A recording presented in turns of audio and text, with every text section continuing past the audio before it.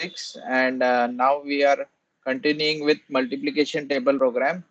So basically you have to start the program, and then you have to basically use a single loop. This loop will allow me to display the table. Now table was up to 10. So first 10 numbers are getting displayed is equal to, and then you can directly do n into I. So 9 into 1, user has entered 9, 9 into 2, and so on up to 90. So basically multiplication table is a series of multiplication, and you have to run a for loop because it's a sequential series. Now, a modification to this program is to generate a multiplication table up to a range where range is also defined by the user. So instead of the 10, now you have to say range, same program, but instead of 10, you have to substitute the range and take number and range from the user.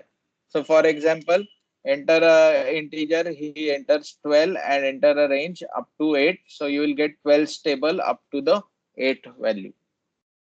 Next is program to display a Fibonacci sequence, which we have already studied. A Fibonacci sequence is where the next term is a sum of the previous two terms. Okay, and it always starts with 0, 1, and then 1 plus 0. This addition becomes 1.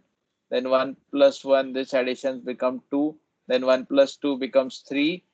2 plus 3 becomes 5, and so on. So the program starts like you declare your first term T1 and T2, then declare the next term, and then just keep on updating inside a for loop. So you ask user how many number of terms you want. Let's say he wants first 13 terms. Then you print Fibonacci series. This is not needed. It's an extra statement. And then you start writing from 1 up to n, I equal to I plus 1. Here first you print your term 1, then your next term will be term 1 plus term 2. So initially it will print 0, then 0 plus 1, then update your term 1 as term 2 and term 2 as next term, and so on. This code we have already written, so just we'll go ahead. So output, if user 10, it will show first 10 Fibonacci series numbers. Next is Fibonacci series number up to a certain number. So let's say user want to say stop at let's say 89 or something 100. So you have to count up to last Fibonacci number, which was 89, because 89 plus 55 will definitely cross 100, and then you have to stop. So only thing is, again you have T1 declaration, T2 declaration, next term declaration at 0, and then n, which is entered by the user. You will ask and user where to stop the Fibonacci series. Then you will start reading your two terms, that is T1 and T2, which are declared by the user.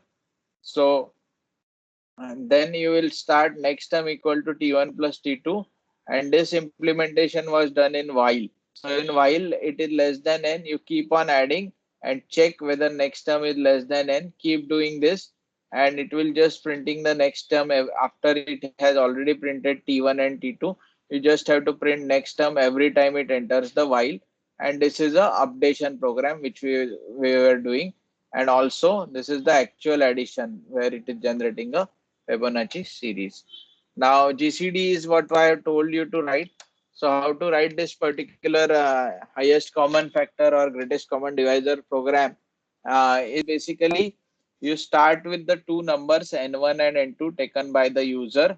Okay, then start your for loop, which goes from I equal to 1, and check for if I is less than equal to n and I is less than equal to n2. So till you reach that particular any of the two numbers, you keep on doing it and keep on incrementing the I. Inside the integer, you have to check whether at any given point your I and n1 and I and n2 both are 0. So for example, if you have let's say 6 and 8, and your I reaches a point where your 6 is divisible by 2 and 8 is also divisible by 2, at that time this particular condition get true and your GCD will get updated. So this will keep on happening. So last number, when these both numbers got divided, it will stop at that point because it was also divisible by 1. So by first iteration, the GCD value was 1, but when it entered the next iteration, the GCD value automatically got updated to 2. So this is how you can find a GCD of a number. So it was very straightforward program. I would just say N1 and N2 are the two terms declared, and loop is iterated till I. Since it was GCD, we don't care. Automatic updation of I was happening. In both N1 and N2 are exactly divisible by I. That I value is assigned to the GCD. And when the for loop is completed, the greatest common divisor is already stored in the output of GCD. Next is GCD program using while loop. So the implementation is quite similar. The first part is always the same. So just neglect that. Now I'm very confident that you all can write. The next part is when N1 is not equal to N2. Okay, either of these condition, you keep, if N1 is greater than N2, then N1 minus equal to N2. So just keep on subtracting the N1 from N2 and just assign a new value of N1 to N2. And then otherwise, if N2 is greater than N1, then do the reverse way. And as soon as your both numbers, okay, since they will either become 0 or they will keep on happening till they are not equal to, they are not equal, then you will automatically get your final answer into N1, and then you stop the loop. So this is the same way to calculate a GCD in a reverse order. Like in first case, we were just dividing by 1, 2, 3, 4, which was pretty straightforward logic. But when you divide, you are actually doing what? You are trying to find a difference. Like each time when you try to multiply that, each time that number will go on incrementing, and you are trying to reach a difference where your N1 and N2 becomes same. So the similar case, instead of getting forward way, you can go reverse way also.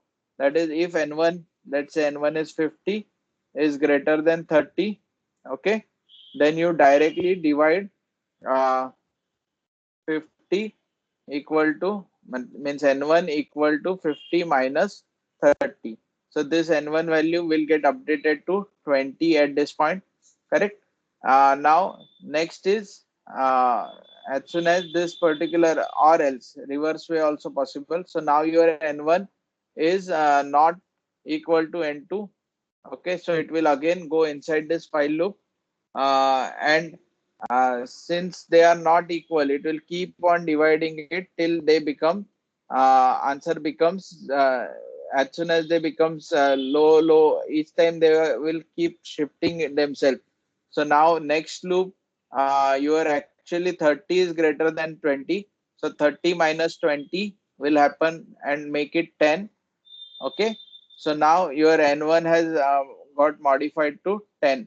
Now next time it will again try to see 20 minus 10, then both becomes 10, and that is your GCD. So this is another quite different logic from your traditional logic to find but anyway, just by looking at 50 and 30 number, you can already say the 10 is GCD. But same thing we have implemented and show that it can happen with this logic also. Now output for 81 and 153, the correct answer was 9. This is a better way to find GCD because in this method, the smaller integer is subtracted from the larger and the result is assigned to the variable holding a larger integer. This process is continued until N1 and N2 becomes equal, and above to program will work as intentionally. But if the user enters a positive number, here is a little modification to the second program to find the GCD for both positive and negative integers. So that greater than means program will not work if you enter a negative number. So that's why we need this first extra step of modification where you use a ternary operator where N1 and N2 make sure that none of them are negative. If they are, then just negate them. If they are not, just keep them as it is. So this slight modification, it's basically a modulo operation. Now in mod operation, if you say mod of -3, it is equal to 3. Similarly, using a ternary operator, we have achieved a mod operation. So this is how you can get a GCD of a number. Next is LCM. Now to get the LCM of a number, we have to find the smallest positive integer that can be perfectly divisible by both n1 and n2. Now it's a reverse way round. So 72 and 120 is 360. So this is the LCM for 72 and 120. So let's find out how to get the LCM. So first declaration is same.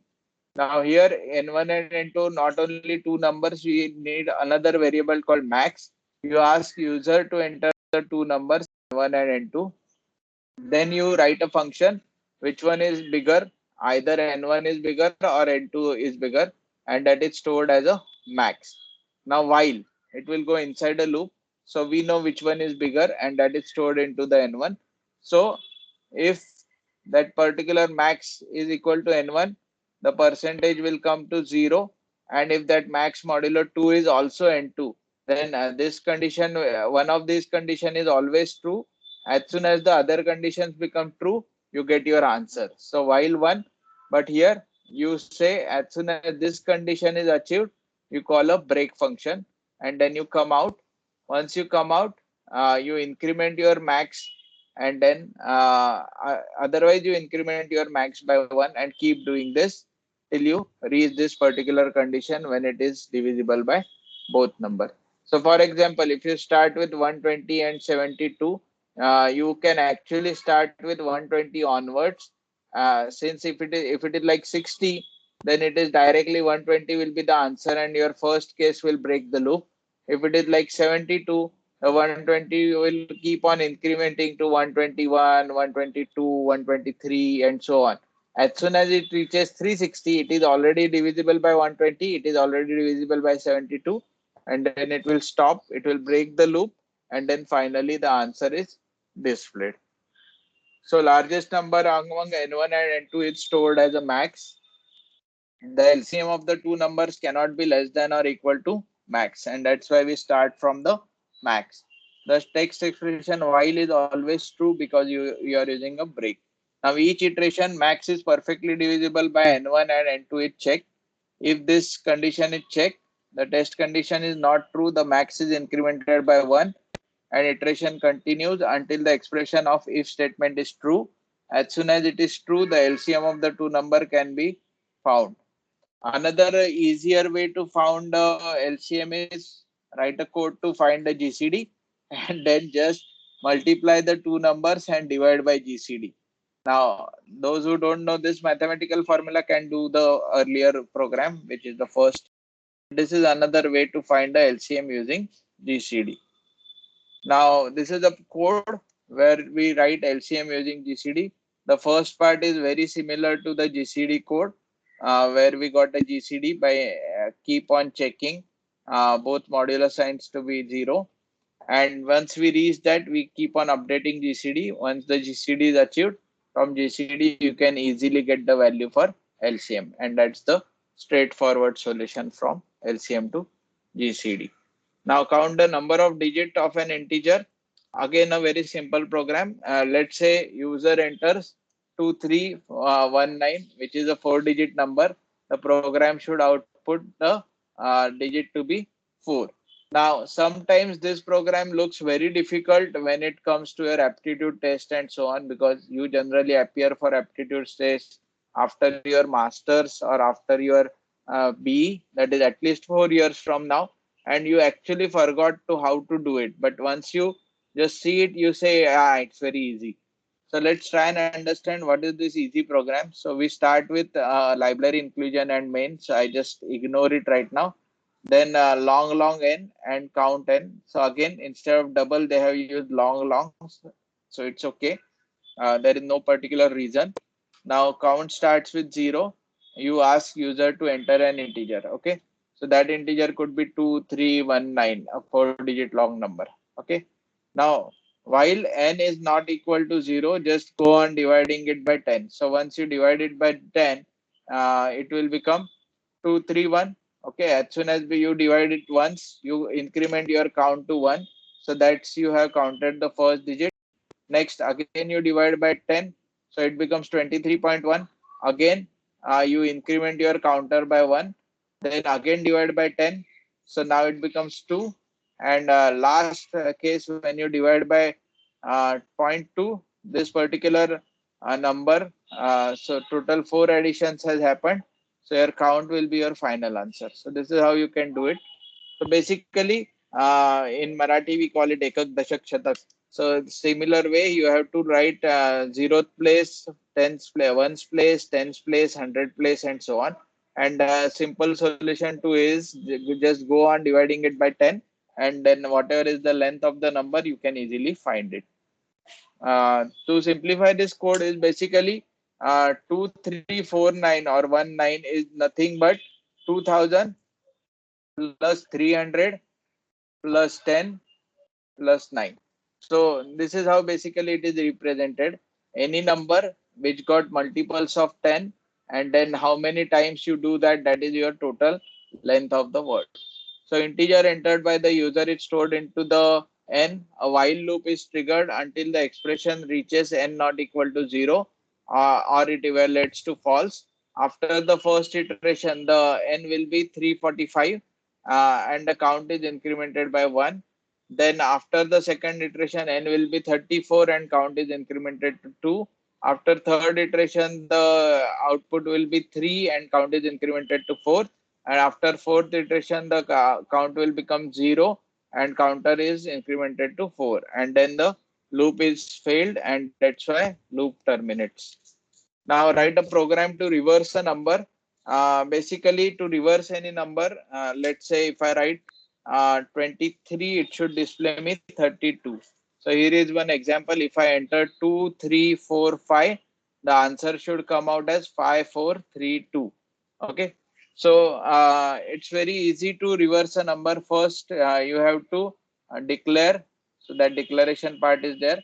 Then declare a variable where reverse number is initialized to 0, remainder is kept, and a variable n, which is a user entry. So this is a user entry program.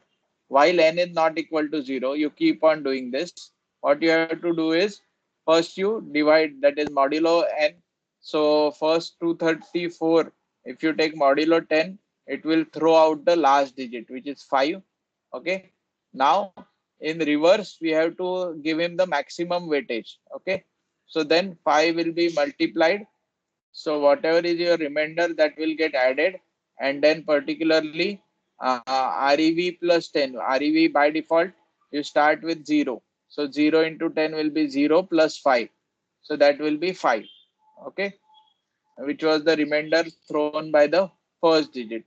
And then n equal to n divided by 10. So n equal to n equal to n divided by 10. So this is how you update your n value. So what will happen is by default, when you started the loop, your n number was 2345. Now it got reduced to 234. Okay. Now because of that, the next thrown number will be 4, and then your previous REV, which was 5, will get multiplied by 10, so that becomes 50, and now 4 will get added to it, that becomes 54. When the next iteration will happen, the 54 will get multiplied by 10, so that becomes 540, and the next thrown number of 3 will added to it, so that becomes 543. And in the last iteration, the 543 will get multiplied by 10, and the last number 2 will get added to it, so it will become 5. So this is how a reversing a program code works. It's a very small program, but it's all logical. So next is write a program to calculate the power of a number. Now it's a very straightforward program. Let's say 2 raised to 3 you want to calculate. The answer is 2 into 2 into 2. Okay. So let's include the two files, base and exponent. Then long result equal to 1. So you start with the base number and then you ask for an exponent. Now here, while exponent is not equal to 0, you start multiplying. So result equal to result into the base value. Now let's say user has entered a base 2. So the first case, the 3 will reduce to 2. So 2 into 2. Next again it will reduce to 2. So 2 into 2 will be already 4, and now you multiply it with 4. So another 2. So what will happen is it is always getting multiplied by base. So the new result is always getting multiplied by base, which is a fixed value, and that's why this thing will happen till this 3 becomes 0. So as soon as you do one operation, you have to reduce your exponent and keep doing the next operation, and then you get your final power of a number. Now program to check whether the number is palindrome or not. This is the main program which we have to do tomorrow. That is to start with, and then we will continue with our main lecture. So what is the palindrome of a number? So if an integer reverse and the number remains equal, then we call it a palindrome of a number. For example, 1001. Okay, this is the example when you reverse the order, that is 1, 0, 0, 1. So we know how to reverse the program. So the same logic can be applied if I reverse the program, and finally if I just equate them, that is your palindrome is checked. So the code goes like this. The first part is reversal of a number. So reversal of number we have already seen. If you have a number like 2319, you use your modulus remainder operator throughout the last number, and then put that last number as first, and then multiply by 10, then add the next thrown number, which is 1, that becomes, then 91 is multiplied by 10, and so on.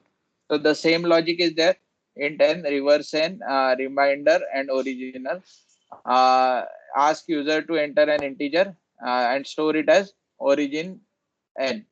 Now, while n is not equal to 0, just get a remainder using a modulo operator.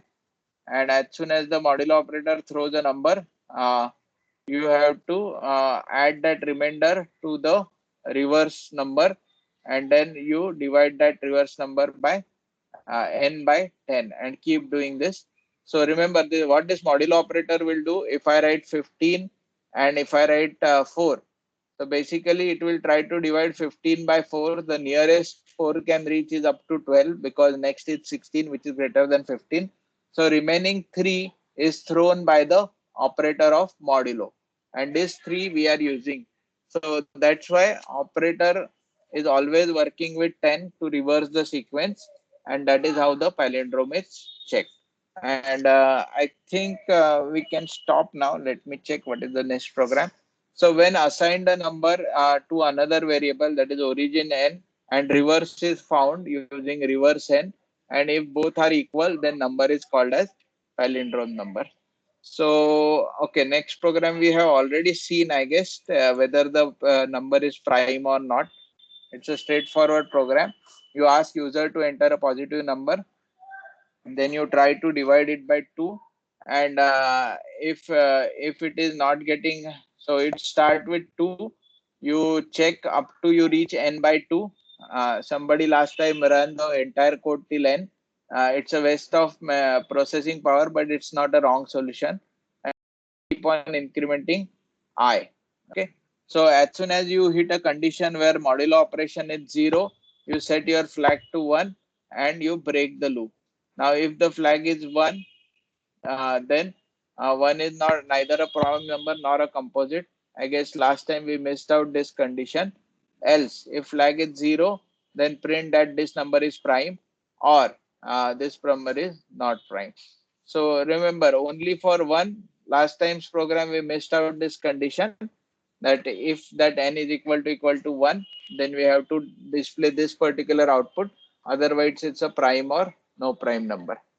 So enter a positive integer. He has entered 29, and we got our answer as 29 is a prime number.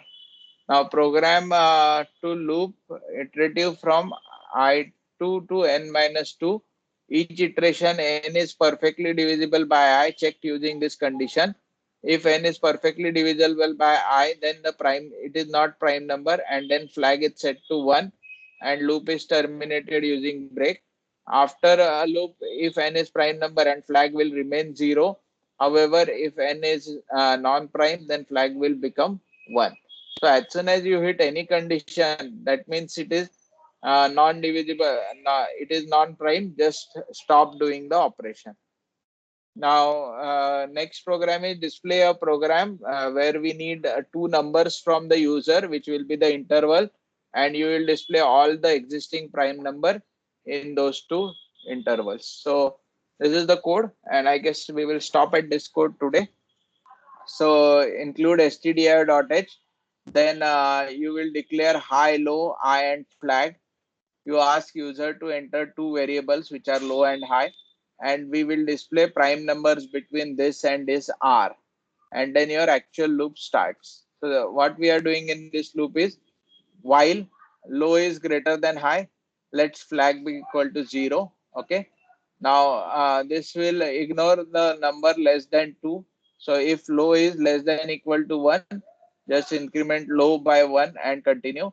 If it is non-prime, so flag will be checked. You start with 2 and you go up to low by 2. So this is the same code that we just saw. It's a code for hitting a prime number. And if your flag is 1, then that number is prime. If the flag is 0, if the flag is 0, that number is prime. If flag is 1, that number is non-prime. And you keep on extracting the prime number. If the flag is 0, then %d, that particular flag is displayed because it's a prime number. And if not, just ignore. So this if condition is not executed, and then your low is incrementing, and till you reach your low to high. For example, you start with 51. You start whether check whether 51 is prime number, no, then 52 is prime number, no, and so on. And once you finish, let's say your upper limit was 100. So as soon as this iterative loop reaches 100, you stop finding the prime number. So basically, it's a prime number finding code put inside the longer loop. So I think we should stop now. Let's see what is the explanation given. So two intervals is between 20 and 50. The prime numbers are 23, 29, 31, and so on. So this program uses while loop instead of high low minus 1 times. So total 50 minus 20, 30 times the while loop is executed. With each iteration, low prime number is checked whether it's a prime or not, and if it is incremented by 1, uh, uh, and if it is a prime number, it gets displayed. So if user enters the large number, the above program will not work as intended, and you can do this by swapping a value. So instead of 2050, if he says 5020, then the low will start with 50. So just swap the numbers with the higher values. So this is a code to swap. Now we have already seen how to swap two numbers. If low is greater than high, then temp equal to low. So store your original number into temp, then replace high by low. So your high value will be loaded into the low, and finally this temp is loaded back to high. So this is the only small change you have to do. But these kind of program means student forget to do, and that's where they lose their marks. Otherwise, these are very simple programs. But this special case, like if it is one, whether to display it as a prime or not, or to calculate prime, whether to use a flag or not, because sometimes students use break and continue like statements, which actually as soon as you hit a break, it will come out of all loops. So you should avoid using break. You can always go for the flag, and instead of using break and continue like jumps. So yeah, we will not start with Armstrong number today. We will continue next time. So Armstrong number is a number which is entered by the user, and basically it's the number ABCD. Then it's a combination of A square plus B square plus C square plus D square and so on. So 153 is the Armstrong number because 1 into 1 into 1 plus, because n is the length of the number. Okay, so 153 has a length equal to 3. Then 1 into 1 into 1, it's same, plus 5 plus into 5 into 5 plus 3 into 3 into 3, it's same as 153. So these are the numbers which are called Armstrong numbers. With that, I will end this recording, and if you have any doubts, you can ask me.